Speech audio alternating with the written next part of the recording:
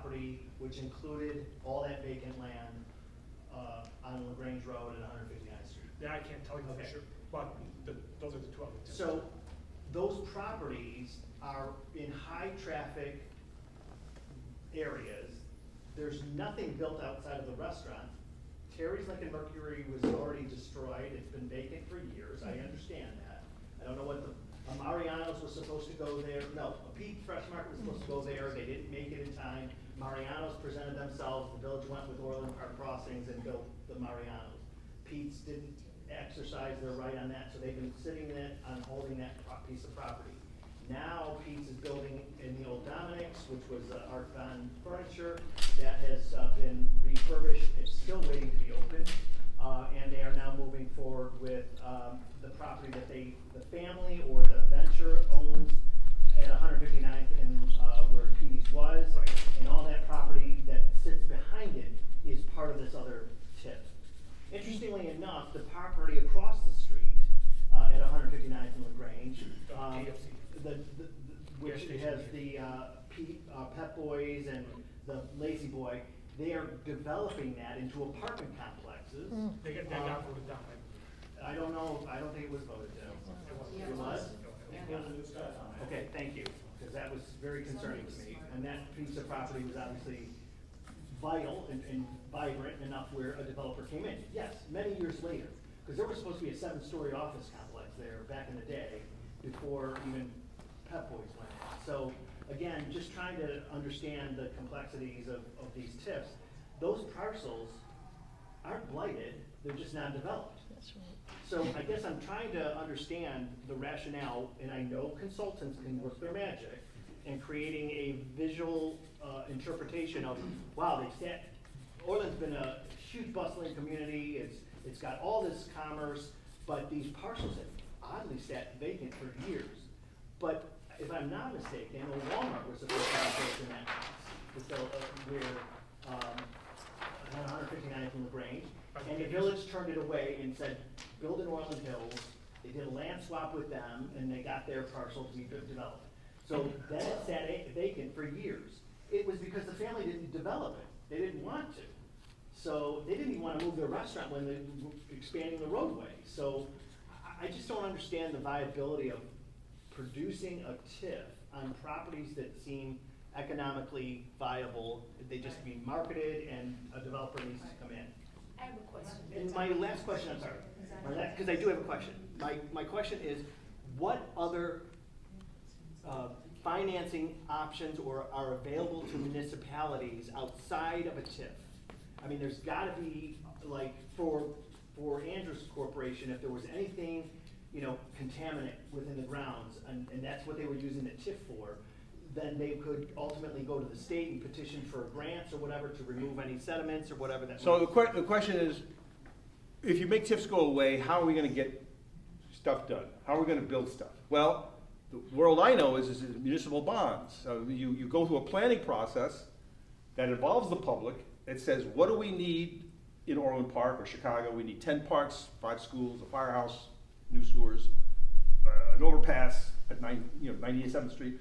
So there's some process that they engage the professional planners, who's coming in, we're expecting growth in our community, and all those factors that maybe the experts have, and then they ask you, what do you need? And they come up with a shopping list, and it says, well, it looks like we need a new school because of the kids, So here's our shopping list of stuff that we want to build in 5 years for this area. It's $1 billion. You go to the municipal bond market, you shop it, and this is how we pay for it. People, everybody has to pay a little bit, and that's a public conversation. Perhaps it's a vote or not. Maybe someone runs for mayor, and the person is elected. But anyway, you see what I'm saying. It's a robust public conversation, and at the end of the day, you know what you're paying and you know what you're getting. That's my answer. Question? What's the success rate on TIFs? For me, 0. Well, nationwide is about 80%. No. Success rate on TIFs. No, I would say Do no. you know anything about the Minnesota? There was a TIF in Minnesota that was paying $80 a year in taxes. When at the end of the TIF, they were bringing in revenue of over $40,000 a year in taxes. That's a 500% increase. Yeah, except, my friend, this is a common fallacy that is throughout the literature. We've had professors study this stuff extensively. They look at municipalities with TIFs and like municipalities without TIFs. They find that all things being considered, the municipalities with TIFs do worse than those without. And what they're saying is, and what would answer your observation is you're confusing coincidence with causality. And in the case of, I certainly know Chicago, I can speak to that with some certainty. The areas that are TIFs that are booming, and the TIF defenders say, well, look, success. We have the South Loop is booming, and I said, cities are booming across America anyway, and they would have done just fine without the TIF. That would be my answer to you. You're confusing causality with coincidence. No. When you redevelop an area, you naturally raise property taxes, which naturally brings in more revenue. Well, I would just say, do it without the TIF. Yeah. That's all. You're misconstruing the whole premise of the TIF. No, I think I'm construing it pretty accurately. Go ahead. All right. My question go, my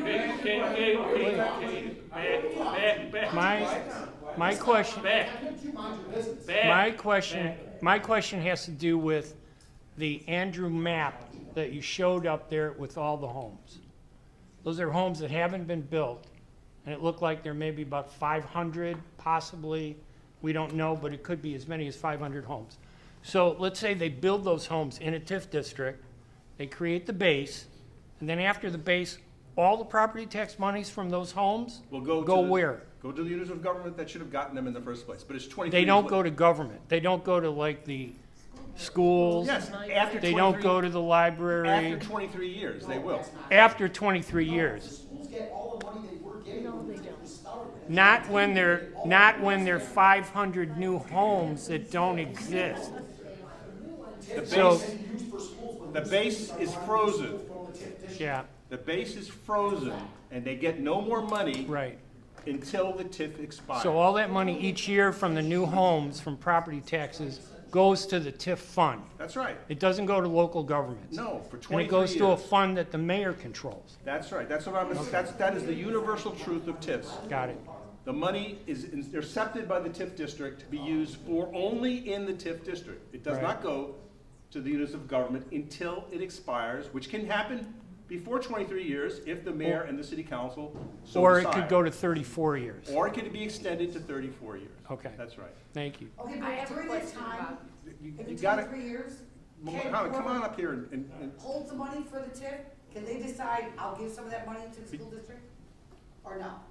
I'm sorry, I don't want to be calling on people. I'm not running this meeting.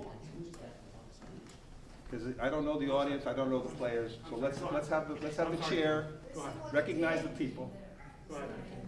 Great, I'm a new homeowner, and this may be something that was answered already, but to go back to your point, if the city of Orland Park isn't filing the proper paperwork with the state of Illinois, and we are now being audited, how is it that they can propose ideas for new TIFs? So that's part one of the question, and then who approves the TIFs? Like, who in the village approves this?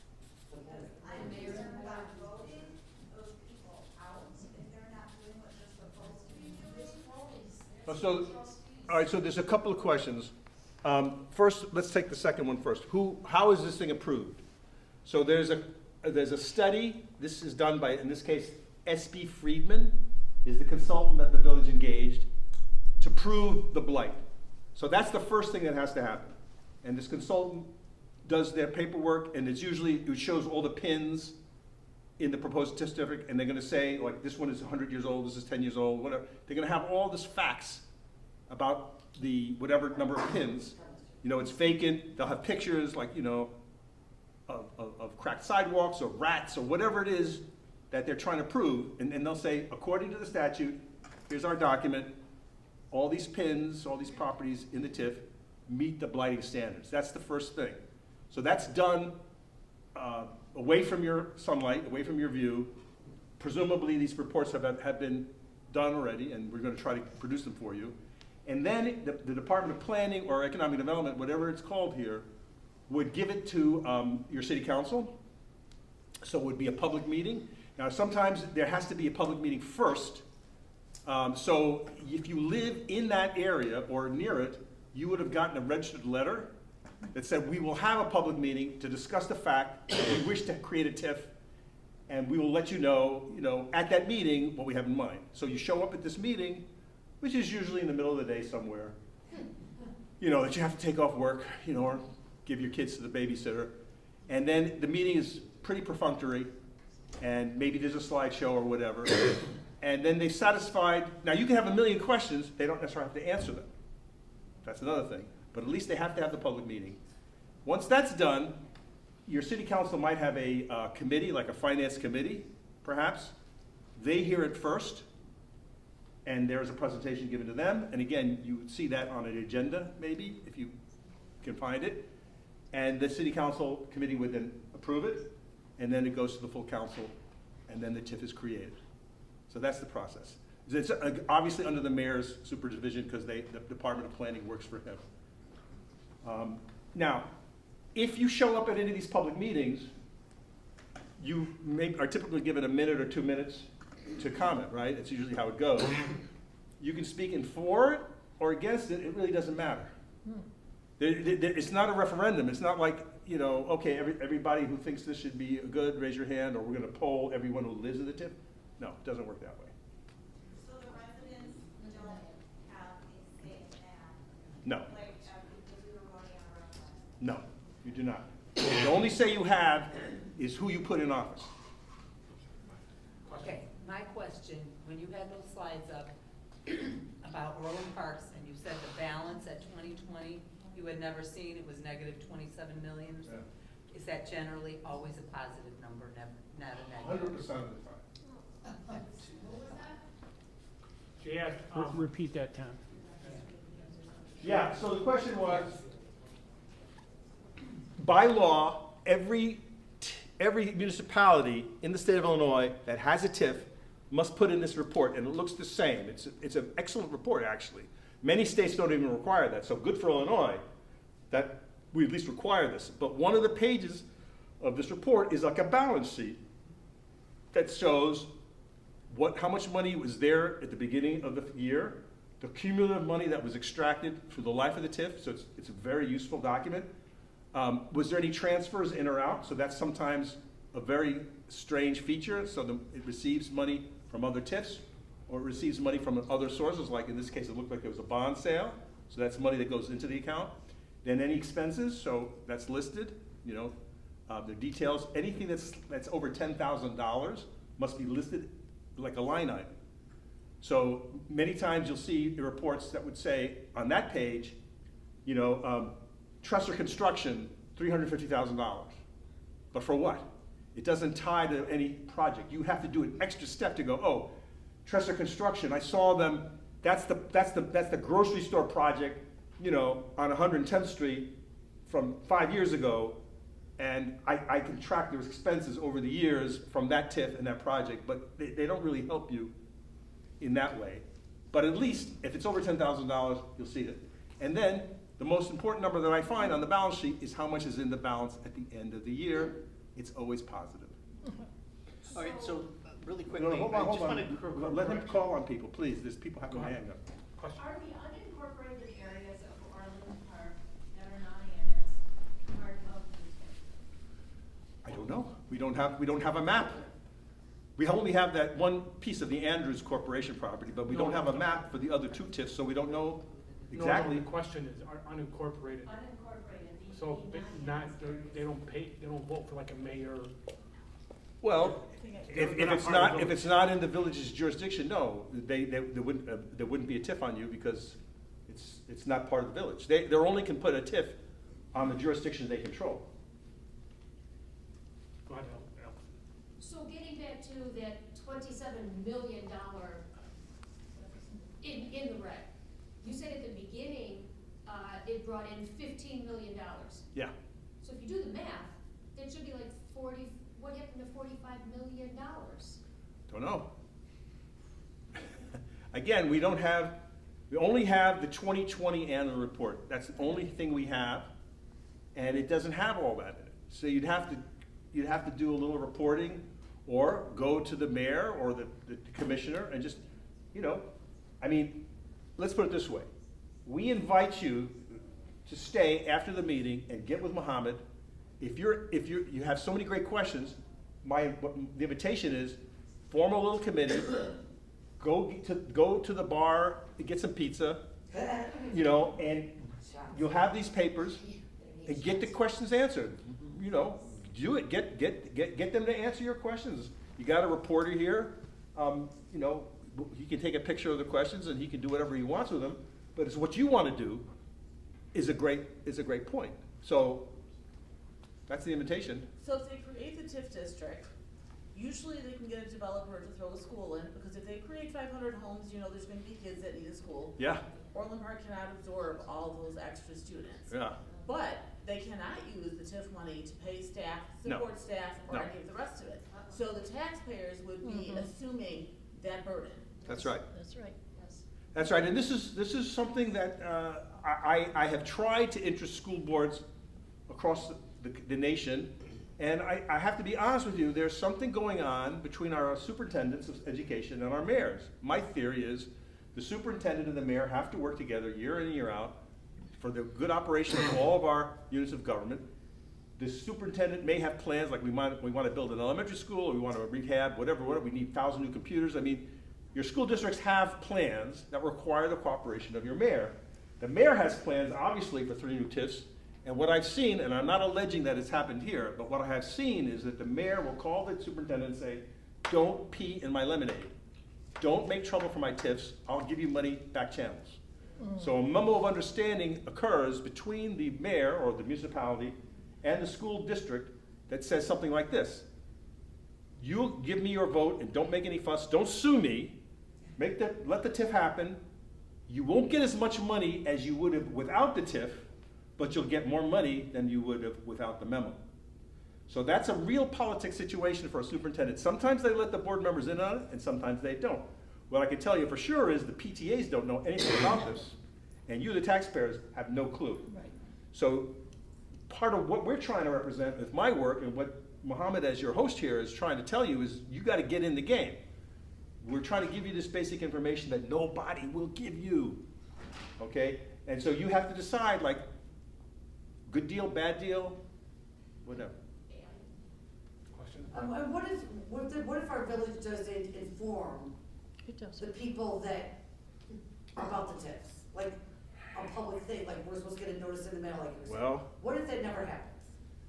then it's up to you to decide how angry you want to get about it. I mean, like I say, this But is they're not penalized, or nothing happens? only if you penalize them. Oh, okay. I mean, it's pretty obvious, right? So we've established that the law itself is weak. And if villages are in non-compliance with these reportings, apparently it doesn't seem like anything is happening. So it just depends on how angry you are and your neighbors are, and you know, how you want to get to the bottom of them. And I have to say, this is a very unusual situation. Like, I've done hundreds of these, and I've never been in a situation where there's such missing information that I can't even, I mean, I'm just sort of hopping on one leg here. The only reason you know what you know is because I happen to have done a separate research 2 years ago on all the TIFs of Illinois. So this is 2 years ago, and we grabbed the 2020 report as part of looking at every single TIF in the state. What's a crazy, who does that? It's crazy. I'm the only guy in the whole country who's obsessed with this. But good for you, because that's how I can tell you what I was able to tell you, right? Nobody could tell you what I've told you tonight. So it's worrisome. I'll just answer you that. It's worrisome. I have 2 questions. Go ahead. My first question is there a suburb or a community that comes to mind that has, been able to rescue itself or fend off aggressive, you know, efforts to create TIFs? Yeah. Who has fought and won? Well, sad to say, once the process gets this far, you usually got to live with it. Except in this case, because the village is in arrears with its reports, you have, I think, strong jujitsu leverage you know, as for good government reasons, to at least call for a halt on any TIF process until these other questions are answered to your satisfaction. I mean, I don't think you can argue with me, regardless of how much you love TIFs, that at least you could say, time out on this entire process until we see all these documents and had a chance to digest them in public meetings like this or, you know, whatever. But only one place in Illinois fought off TIFs, and that was in Berwyn. So not too far away, City Councilman Rob Pabon of the 5th District, who's also a nonprofit administrator at his day job, 2 years ago asked me to do a TIF illumination for Berwyn. We were still in COVID, so it was all online. There were about 75 people online. The village was moving aggressively for a new TIF for luxury development, which he was opposed to. And there were about 70 people on the meeting, on the online meeting, and about 20 of them went to his field office, his district office, the following Saturday, and then they gave these guys passer cards and little flyers, and they went into that community where the TIF was to be created. Of course, nobody in that little area had any idea that this was happening. So they were doing a service to their neighbors saying, do you know what this is going on? And here's a little picture, here's a map, da-da-da-da. Super angry. They got a whole bunch of people to go to City Hall and they shut it down. It didn't happen. But usually, it happens. That's my other question. My other question is, maybe we don't know the answer, is if you have people on the board that are also accountants or attorneys, and they have a license to do that trade, that profession, aren't they obligated to adhere to the rules of that profession? In other words, I would think if somebody had a CPA, for example, they would be obligated to be forthcoming if somebody asks them a question, or an attorney, and we have a village attorney. So is there? I gotta say, Do they not have those rules? that's a great question. I mean, as like I say, you learn something all the time. You know, this, by the student, the teacher shall be taught. Well, that is the first time I ever heard that. What a great question for you to look into. Okay, I do have a response. So Brian Gaspardo, who is on the mayor's, who was just appointed village clerk, he is a CPA, he owns an accounting firm in Mokina. He's running for office with the mayor. He should know. But he's not already on. No, he is on. He's been appointed to fill a vacancy, and now he's running for election. But yes, he is. He doesn't vote, right? He doesn't get a vote, the village clerk. Village clerk does not vote. Right, they don't get a vote on it. But I'm just saying to you. The people that are voting, that those are the people that have a professional obligation. You would think so. I mean, again, you should look into it. You should pull the code of ethics for the CPA and the Illinois bar, and I think that's a great question to ask your city councilman, and to say, do you feel that you're in compliance with your own ethics if you're making us sit here in the dark? I think that is a beautiful, logical question. Go ahead. I had 1.1 question. You had said that school officials should be talking about this because they're 67% of the taxes go to them. Mohammed happens to be a school official. When he said, let's pause, he got attacked. He was denounced by a board, he was denounced by the mayor, and he was denounced by officials for raising simple questions. That tells you hit a nerve. Yes, and the So- question, So, anybody ever see the movie All the President's Men? Remember that? You know, if you're my age, you lived through Watergate. What was the most famous saying that came out of the whole Watergate investigation? Do you remember? I'm not a crook. No. Follow the money. Yeah. That's right. That's what you're doing here. That's what we are doing here. We're trying to follow the money. And if TIFs are as great as they say it is, they should be boasting to you. They should be bragging to you. All this paperwork should be copiously, easily accessible and read, to be able to read by your 7-year-old grandchild. To say, what a great deal this is for us. But the fact that, as you say, he raises perfectly good questions and gets attacked tells me you hit a nerve. And for me, it means keep going. And my question is, I want to go back to, in Orland, that triangle, there was 15 million that was supposed to be set into a fund and apparently they borrowed another 27 million. So we're talking about 47 million, 45 million.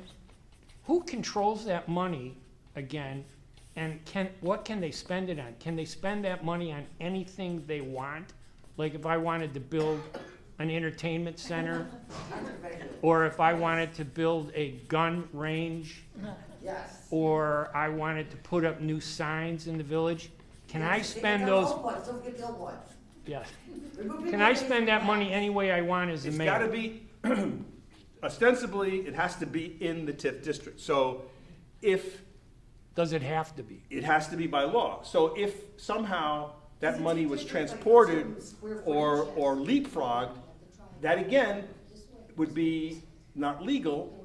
There would have to be some administrative explanation for like Okay. why that was allowed to be done. And it would have to say that, I don't know, I can't even think of the reasoning, Okay. but it's still under the mayor's control. Once that money hits the TIF fund, it is the mayor's gift. And it could be paid to developers. Well, that's where it's supposed to go. Now, it can also be used to improve the city, which is not why TIFs were created, but yes, you've seen schools being built with TIF money, you've seen parks being improved, and I'm not against those things, except, as I show you, it's a secretive process, and if you can only build a thing where there's prosperity, where there's a TIF, that's iniquitous, because that means if there's a poorer part of your community that needs a park, and you say to them, the only way you can get a park is putting a TIF here, but we're very modest means, that means that TIF pot is not gonna fill up, that's iniquitous. So back to my fantasy world of doing a city plan that says, here's where we're going to build parks and firehouses and whatever over the next 5 years, that's, in my fantasy world, that's according to some equitable, transparent process that pleases everybody. And you, as a taxpayer, will have to live with that and go, I'm down with the village creating 5 new parks in places that need them, and I'm okay that I don't get one. I'm like the last in the line, because I already got a park. Or whatever, you know what I'm saying? That's the process that you have to go through where everybody's on board, because you can't get all the parks built at the same time. There has to be an order and there has to be a priority. You glanced over something earlier. You said that the Main Street triangle had morphed. Yes, as I understand it, that it's changed its boundaries, but I don't have, I was just told that, but I don't have the actual maps to explain it. So if it was supposed to be like a set area, how can they just Again, morph it and include they would other just, parts of the area? again, since we don't have all the reports, I can't see, but at some point, it sounds like if the TIF was like this, they amended it and said, we add a few more blocks to it, or we carved it and had, this, you seem to know what you're. I can answer the question. I mean, they amended it They did. to only include the properties that have been developed Mhm. and created a new TIF for the Vacant land. remaining vacant land Ah, for another 23 years. okay. Oh, so they separate the two. Yeah. So one They expires in created a new 2027, and one, and Yeah. vacant land expires when? 23 years. 23 Oh, years. so that just happened? So let's put this down there, history, Oh. And that doesn't have to be approved by the More citizens things. of the OP? No. It was approved by The the mayor tax. just do it on their own? so, yeah, so that again is totally inside the city planning and the city council. So the mayor and the city and the planning department would, for whatever reason, decide this is what they want to do. They make an ordinance and the city council passes it, and then that's a new map. But since we don't have a lot of documents, somewhere you would see, say this happened in 21 or something, in the annual report for 20 would be a map of the TIF, it's supposed to be, and then the map for 21, you'd see a different map, and then you could just put them together and go, oh, I see what they did. And it would be very self-explanatory, but since we don't have those reports. Go ahead. So, are you saying that the, money that comes into the TIF, the mayor has sole control of that, and the mayor can pick winners and losers from that, with that money? Is Yes, that correct? that's what I'm saying. Okay. But can the mayor allocate some of that money to school districts, or no? No, no, Not at all? it's for So do you have development. any idea how much the school districts, if these 3 TIFs went through, how much the school districts, like 230, 135, would lose altogether. Well, If these, the only thing I can tell you is the number that we do have is $15 million. That's how much the TIF took away in the years that we know. okay. So it's take what? 65% of that number, that's your answer. That's how much our school districts lost. from That's this. right, 65% of that number. And then we have three more. So I want to backtrack to your talk about borough, right? Since we're a group of individuals here, what's the most effective way for a group to take action to mobilize and stop a TIF? Or in Berwyn specifically, what did the residents do there to successfully prevent that TIF from being?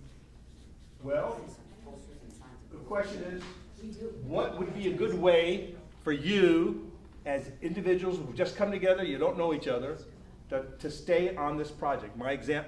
My recommendation would be, you identify yourself to Mohammed, and you want to be on a task force or committee. He gets your contact information, and you meet immediately. Like, for me, it would be this Saturday. If it was me, and if I was you, I would just say, let's meet Saturday, and yes? Can I interject real quick? I just wanna let everyone know the mayor's having a luncheon at the village hall from 1 to 3 on Saturday, so you might wanna be there. Is it at the village hall or is it somewhere else? I think it was at a restaurant, Hooters. Not what I thought. Is it Hooters? No, he moved it when? 'Cause I just looked it up an hour ago. All right, so that's an organizer talking. So first, meet together. Oh, you're right, Hooters. I'm sorry, but At no, Hooters. it says Oh, you're village kidding me. hall. No, Village Hall. Hooters is catering, but it's village hall. All right, so listen up. First step is identify yourself to Mohammed, that you want to be on some committee or task force. Then find a time to meet sooner than later. And if it was me, I would say, Friday night, grab some pizza or go to someone's home, get some pizza and some beer, and discuss these issues, and then you can decide to show up at this luncheon and bust in there and ask to speak to the mayor. Flip over a table. Yeah, That's what I do. right. Flip the And table. then, after that, it's up to you, because we've talked about getting a lawyer, we've talked about filing FOIAs. These are all things that are in your power that you can do if you want to. Okay, so there's a couple things. One, a bond, if he wanted to do a bond, Yeah. would he not have to get voter approval to do a bond? No. No, okay. No. All right, so if a TIF, my fear is that we don't have time because the April elections are coming. He's most likely going to pass these things as TIFs. Can we unwind a TIF after it's been established by? Oh, another great question. So can a TIF be unwound? Well, it's just a piece of legislation that can be passed again. So now we're sort of straying into the world of politics, but I don't really see how you can avoid that. That we've already kind of touched on this is because the question was, well, what happens if these officials don't comply and they stonewall us? The only thing you can do is fire them. So there's a scenario that says this all happens anyway over your objections, and then you're going to have to run a slate of candidates and throw them out. And you'll have to in your campaigning, in your talking to your neighbors, you're going to have to educate them as you were educated here tonight. So I'm willing to do a train the trainer to come back to this little ad hoc group that I'm now seeing, the Citizens for Sanity in Orland Park, or if you can give yourself some kind of name like that. And I'll come back and we'll teach you how to do what I do. And then you don't need me anymore. And you But can. once the TIFs are created, I think that's what she was asking. Yes, Once then the TIFs are created, you can cancel it. You can sunset you it. Eliminate the TIFs. Yeah, and if he says, well, we signed a contract, see you in court. But we'll see where You he passed is this there. thing without us. You can say it was done in bad faith, would be the legal description.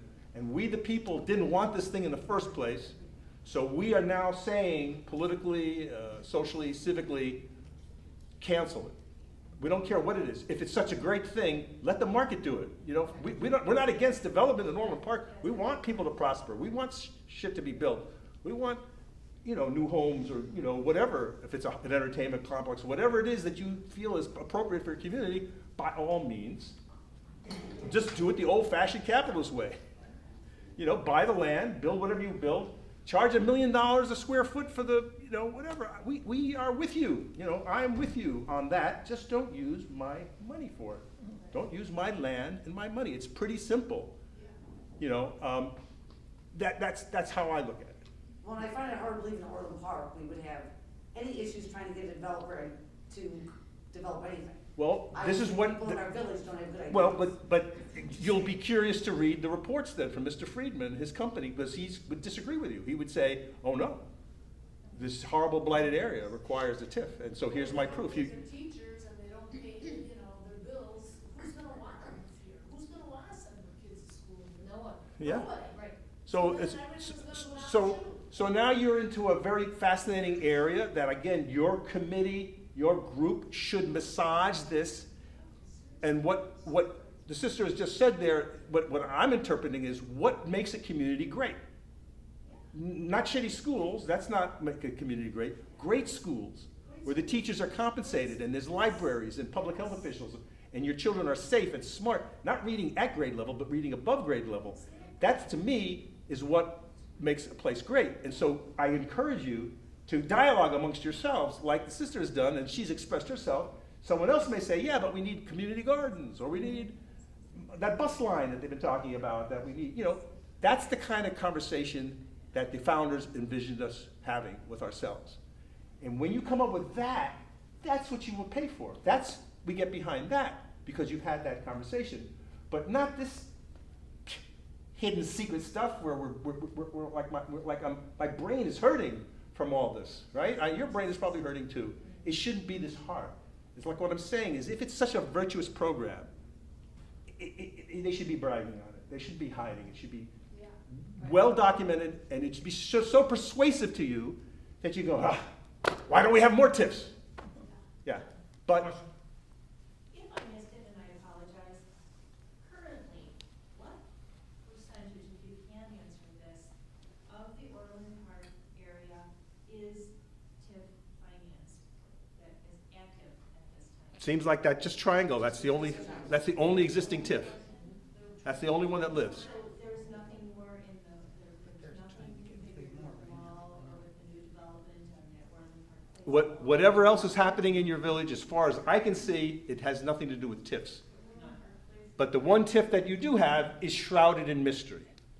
That's for sure.